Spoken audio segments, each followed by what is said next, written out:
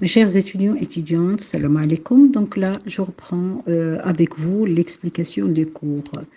Le dernier point que j'ai évoqué avec vous, c'est la question de l'ordre public en ce qui concerne la capacité. Donc, je vous ai dit que la question de la capacité est d'ordre public, ce qui veut dire que le magistrat peut l'évoquer d'office et par lui-même.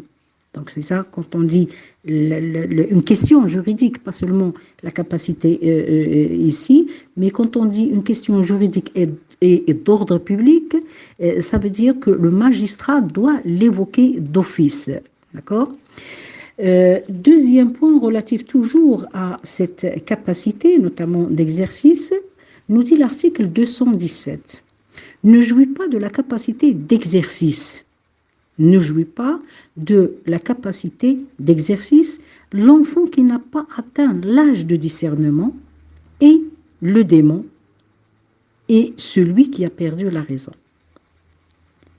Donc, ces deux personnes, ils n'ont pas encore l'âge de discernement, ça veut dire qu'ils n'ont pas un niveau de discernement, de distinguer ce qui est bien pour eux, ce qui n'est pas bien. Il s'agit de l'enfant qui n'a pas encore 12 ans et il est dépourvu de discernement, et le démon, la personne qui n'a pas la raison, la personne qui a perdu la raison ou qui n'a pas la raison. La personne qui perd la raison d'une manière discontinue a pleine capacité de rendre ce moment de lucidité. Ça veut dire quoi? Ça veut dire qu'il se peut qu'une personne perd la raison d'une manière, si vous voulez, saisonnière, d'une manière, j'allais dire, pas tout le temps. Il lui manque ce discernement, mais des fois, de temps en temps, il perd cette raison. Donc le législateur dit ou dispose justement le dahir des obligations de contrat dans l'article 217, notamment la ligne 3, il dispose que cette personne qui perd la raison d'une manière discontinue, c'est-à-dire une fois il a la raison et une autre fois il n'a pas la raison. Une fois il a le discernement, mais ça lui arrive de perdre ce discernement. Cette personne, il a la pleine capacité durant les moments de lucidité. C'est-à-dire le moment où il a le discernement, il est lucide. Et donc là, il est capable.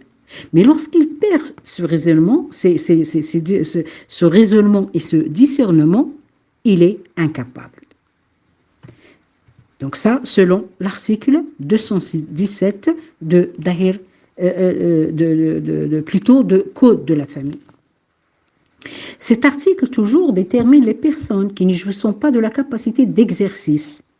Et donc, l'enfant qui n'a pas l'âge de discernement, comme on a dit 12 ans grégorien révolu, et aussi, dans ce cas, cette personne ne jouit pas de sa pleine capacité, et donc les actes qui sont faits par cet enfant qui n'a pas encore l'âge de discernement, le sort de ces actes, c'est quoi?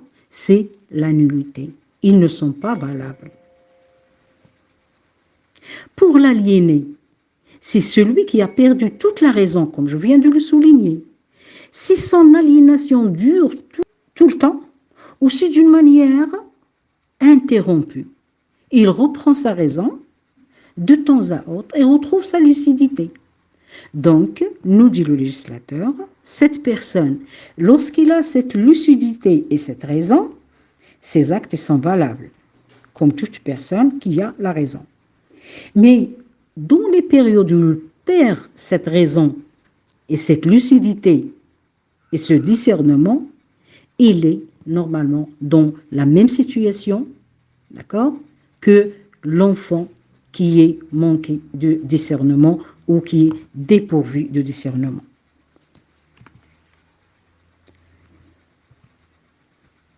Dans le premier cas, l'aliéné perd sa pleine capacité et ses actes sont nuls. D'accord? Dans le deuxième cas, ou le second, il ne jouit pas de sa capacité lorsqu'il perd complètement sa raison. Il récupère sa capacité lorsqu'il reprend ses sens. Ces actes sont alors valables et deviennent exécutoires. Et donc, il va être responsable de ses obligations. Il est dans l'obligation d'exécuter ses engagements. D'accord? Donc, pour ce qui est le faible d'esprit, et cette faiblesse d'esprit, si vous voulez, on peut l'avoir pour plusieurs motifs, pour plusieurs raisons. Que ce soit sans être aliéné, car l'élément essentiel pour la validité des actes réguliers, c'est quoi? Et l'obligation pour l'intéressé de jouir de la faculté mentale de discernement. Si la faiblesse d'esprit est volontaire, comme la consommation délibérée de stupéfiants, son effet est limité à la nullité des actes réguliers comme la vente et la donation. L'article 218 du Code de la famille nous dit « L'interdiction prend fin pour le mineur lorsqu'il atteint l'âge de la majorité, à moins qu'il n'y soit soumis. Pour tout autre motif, l'interdit pour handicap mental ou prodigalité a le droit de demander au tribunal la levée de l'interdiction lorsqu'il s'estime être doué de bon sens. Ce droit est également ouvert à son représentant légal. Ça veut dire quoi? Ça veut dire que lorsqu'il s'agit d'un mineur, l'interdiction ici prend fin quand? Lorsque le mineur atteint l'âge de la majorité. Mais s'il atteint l'âge de la majorité, qui est 18 ans, et quand même il a quelques aliénations et plutôt quelques lésions en ce qui concerne ses capacités mentales, il va rester toujours dans l'interdiction. Pour la personne qui est interdite pour son handicap mental, cette personne, il peut demander au tribunal, lui ou son représentant légal, ce que nous appelons la levée de l'interdiction. Quand est-ce qu'il peut le faire? Lorsqu'il s'estime être doué de bon sens. C'est-à-dire lorsqu'il voit qu'il a la raison, qu'il a le discernement, et donc en ce moment-là, il va sortir de la situation de l'interdiction pour entrer dans la situation juridique de la personne capable. Mais des fois, même avant d'arriver à l'âge de 18 ans, c'est-à-dire l'enfant, bien sûr, entre 12 ans et 18 ans, il peut avoir une capacité, il peut devenir, comme on dit juridiquement, qu'on l'appelle juridiquement, il peut devenir émancipé. Et donc là, on parle de l'émancipation à Tarjid. Qui peut demander cette émancipation? Et quand on peut le demander et quand est-ce qu'on peut l'avoir? Lorsque le mineur atteint l'âge de 16 ans, il peut demander au tribunal de lui accorder l'émancipation. يمكنه أن يطلب من المحكمة ما نسميه بالترشيد. Ça veut dire quoi l'émancipation? Et quels sont les effets de cette émancipation? D'abord, qui peut demander, comme je viens de le dire, cette émancipation? C'est la personne elle-même ou son représentant légal. Il peut, le représentant légal, c'est-à-dire le père, il peut demander justement au tribunal d'émanciper le mineur qui a atteint l'âge notamment de 16 ans, mais avant 18 ans. Quand est-ce que? Lorsqu'il constate qu'il est doué de bon sens. Et en ce moment-là, la personne émancipée, le mineur émancipé, entre en possession de ses biens et acquit sa pleine capacité concernant la gestion et les dispositions de ses biens. En tout cas, les personnes subventionnées ne peuvent, c'est-à-dire les personnes qui peuvent demander ou qui sont émancipées, ne peuvent être ou ne peuvent avoir cette émancipation que lorsqu'il est établi devant le tribunal à l'issue des démarches légales nécessaires qu'elles sont douées de bon sens.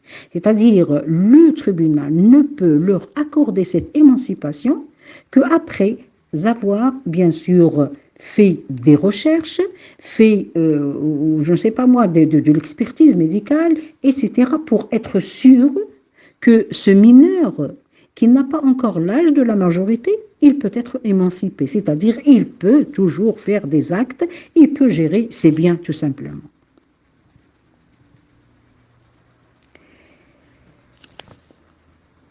Le mineur, lorsqu'il atteint l'âge de 16 ans et lorsqu'il, bien sûr, présente des signes de maturité, il peut demander, bien sûr, cette émancipation et sa demande ne doit pas être déclarée irrecevable pour cause d'incapacité.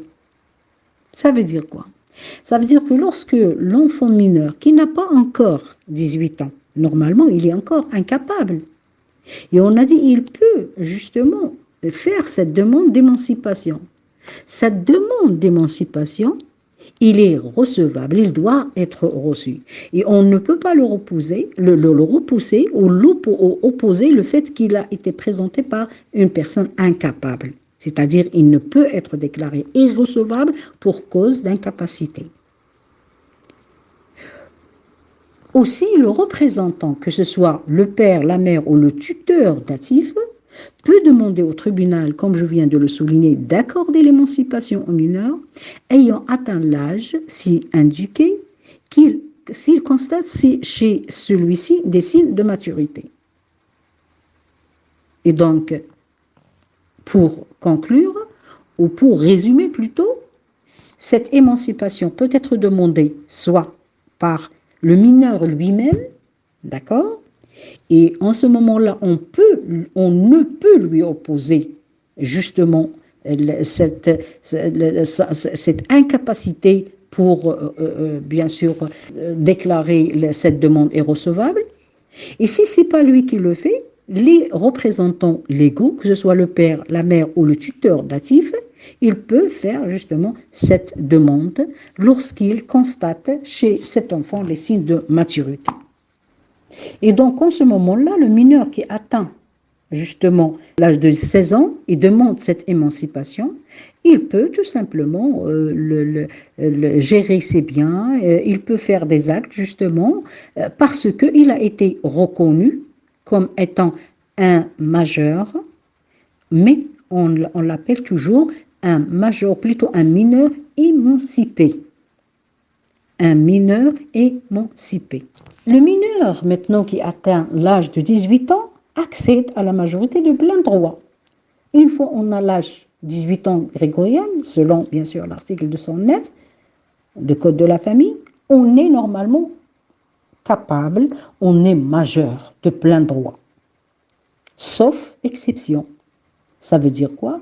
Ça veut dire que des fois, même en arrivant à l'âge de 18 ans grégorien, il se peut que la personne se trouve devant justement des exceptions qui lui privent ou bien qui le rend tout simplement, qui la rend incapable.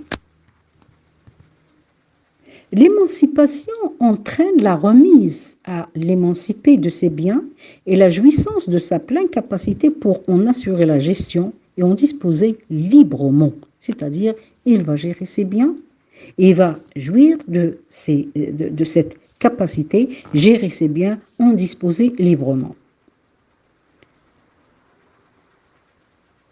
Aussi, l'interdit pour handicap mental ou pour prodigalité a la faculté de demander au tribunal la levée de l'interdiction s'il constate qu'il est doué de bon sens. La même faculté est accordée à son représentant légal. Dans tous les cas, le tribunal ne peut ordonner l'émancipation du mineur ou la levée de l'interdiction de celui qui est frappé d'incapacité par un jugement pour cause de faiblesse d'esprit, d'aliénation mentale ou de prodigalité, que s'il est établi qu'il est doué de bon sens par les moyens de preuve légaux, dont la déposition des témoins et l'expertise médicale. Donc, le rôle important de l'expertise médicale pour reconnaître l'émancipation ou la levée de l'incapacité. Et cette demande d'émancipation doit être formulée, bien sûr, conformément à la procédure prévue par le Code de la procédure civile. C'est-à-dire, il y a toute une procédure qui est notamment réglementée par le Code de la procédure civile en ce qui concerne la demande de l'émancipation ou de la levée de l'interdiction.